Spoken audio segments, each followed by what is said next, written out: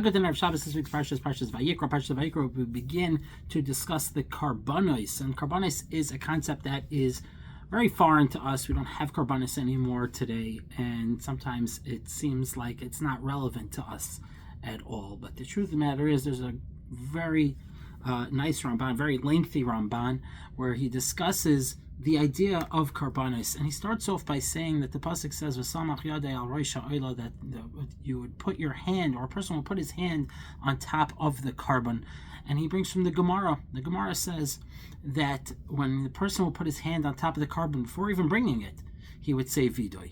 He would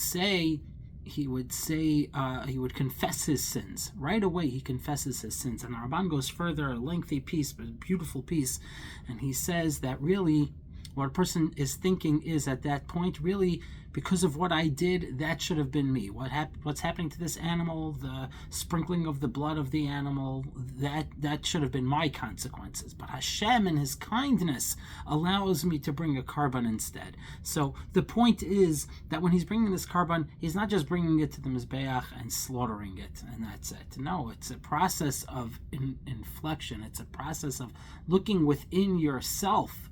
There's a moment when the person stops and he has to face the truth, and he has to say, there's no excuses for what I did. I'm not blaming anybody. I'm not minimizing what I did, but I take responsibility for my actions. And that is a very powerful idea to me, because a lot of times, while change is hard, the hardest part sometimes is not the actual changing. The hardest part is admitting that you have to change, admitting that a person has to change. A lot of times people tend to explain things away. Oh, it's not so bad. What I'm doing is not so bad. I'll push it off. I'll do it a different time.